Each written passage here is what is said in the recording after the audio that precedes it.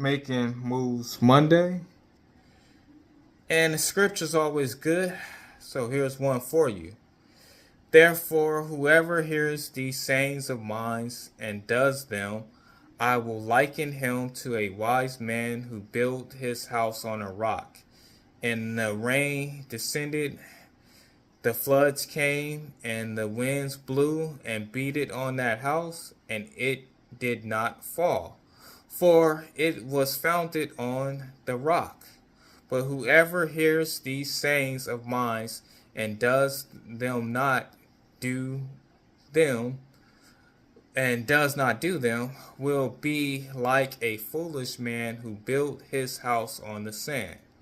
And the rain descended, and the floods came, and the winds blew and beat on that house, and it fell. And great was its fall. This is Matthew chapter 7, verse 24 to 7.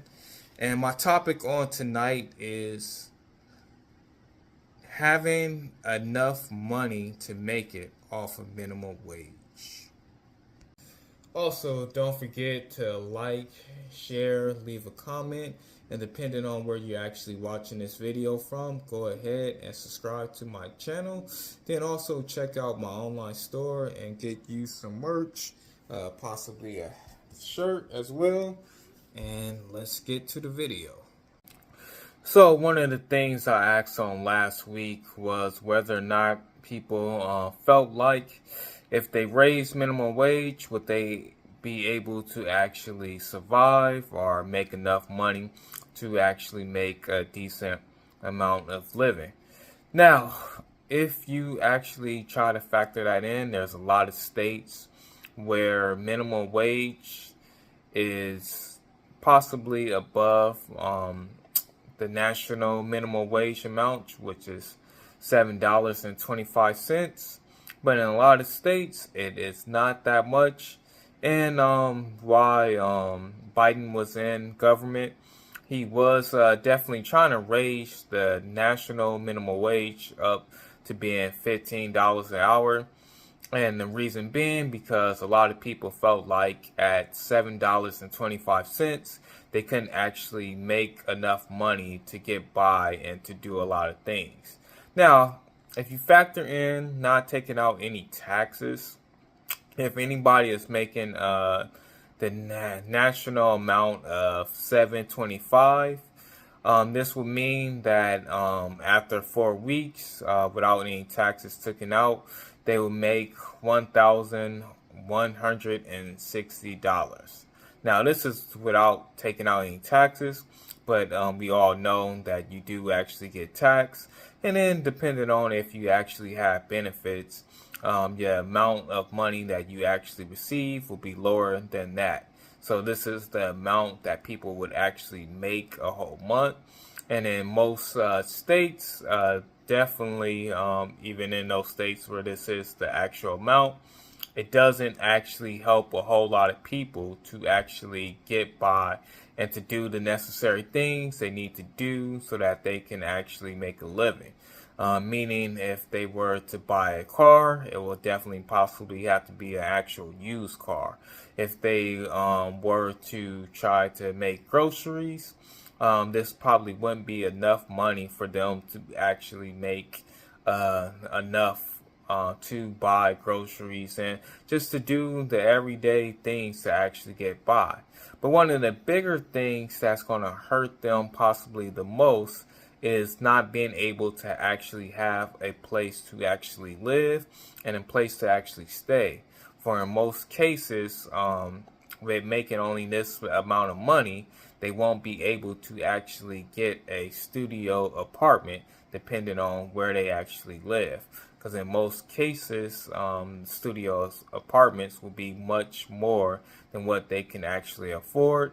And this is why you will see a lot of people trying to do other things or possibly working 2 or 3 jobs to make ends meet so that they can actually live. So in actuality, I don't think that the minimum wage would be enough for them to actually get by. But in other states where they do have where minimum wage is more than 7.25, are they still able to actually get by off of minimum wage?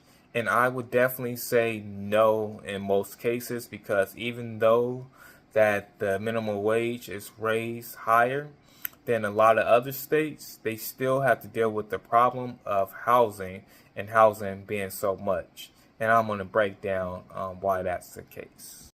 Now, one of the ways you could definitely find out if you're paying much more than what you should be actually paying as terms of rent is doing this actual calculation.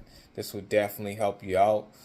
Definitely, whenever you go to rent a place, they definitely say, hey, well, how much do you actually make?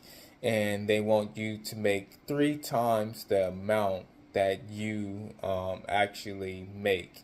So meaning that if your rent is 800 a month, then they want you to make 2,400 a month, or possibly more than that. And then they'll say, hey, you can actually afford to actually rent out this place. So in terms of minimum wage, like I said before, if you do the national cost of minimum wage is 7.25 nationwide. That's not all places, but in most countries most states, that's the lowest that it actually goes. Is minimum wage is 7.25. So if you times that by 40 hours, which would give you 290 after a week, then you times that by 4, it would give you $1,160. This is not including the deduction of tax, but let's just go with this number and let's just act like they didn't take any taxes from you or any benefits out of your check. So with that being said, then if you divide that by 3, you will end up getting $386 and some change. So now that means that any studio apartment should be $386. That's how much the actual rent should actually be. So that a person who is just working a minimum wage job can be able to actually afford a place to stay.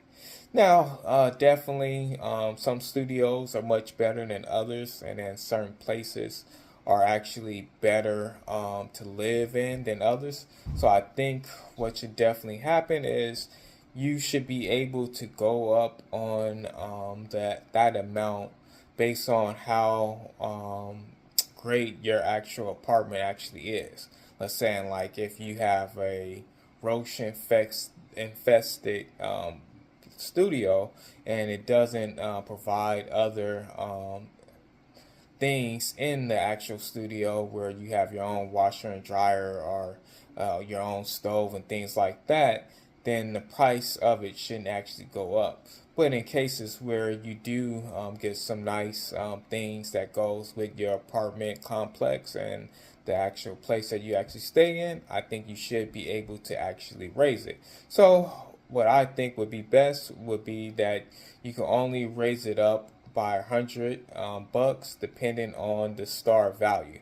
And so all these places should be rated just like hotels are rated. You have your 1 stars, your 2 stars, your 3 stars, and your 4 and your 5.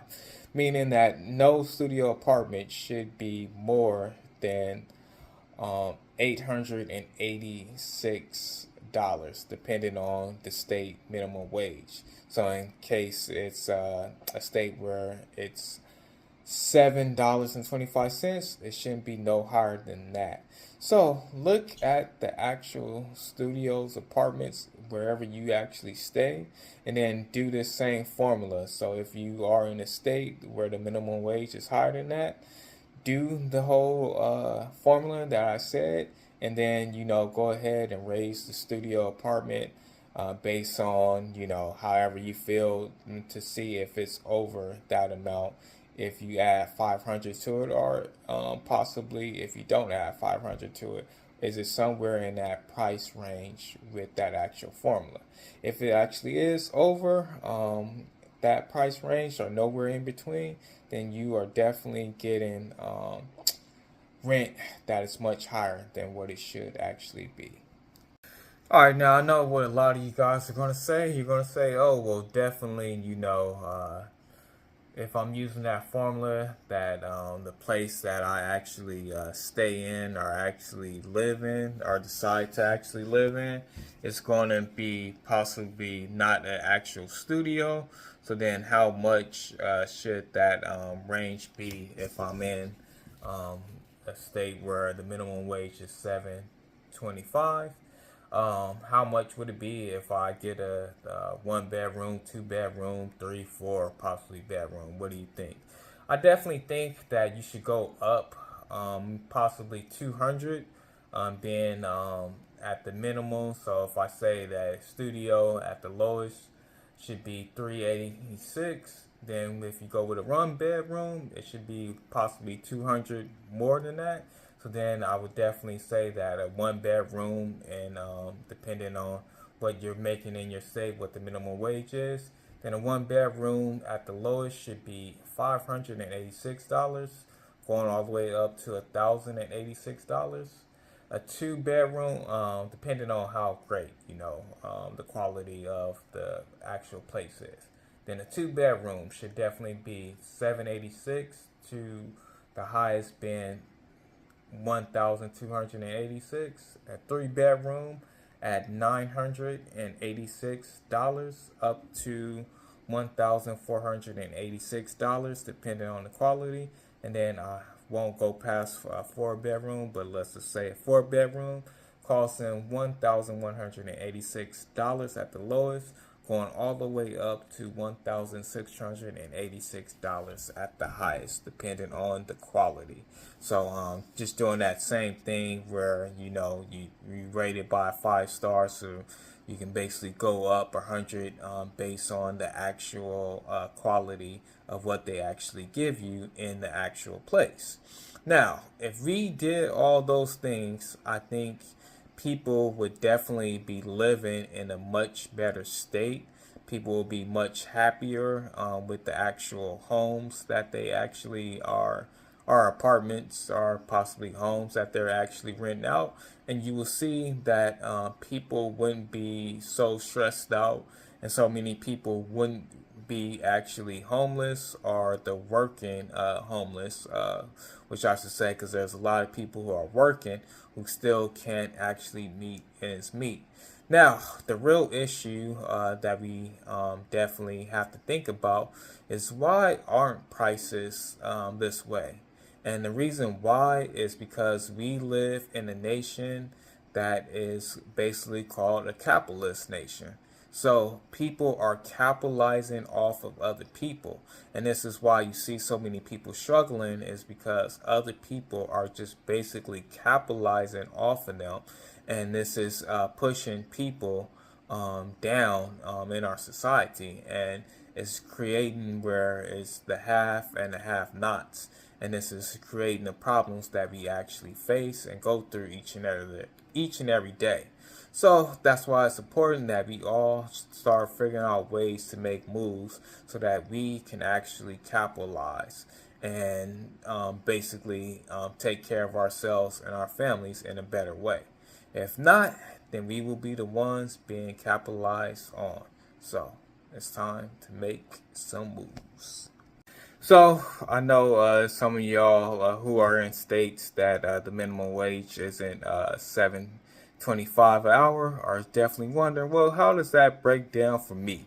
So I'm not sure if this is actually correct. I looked it up, but it says that Washington right now is the minimum wage is actually $16.50, which means that they're approximately making $666 and some change and 40 hours a week. Then would make that go up to $665 and some change in the actual month, which if you do my formula, then that would mean a studio apartment at the low end there should be $888, and at the highest it should be $1,388 and some change. But as always, one move can change your whole life.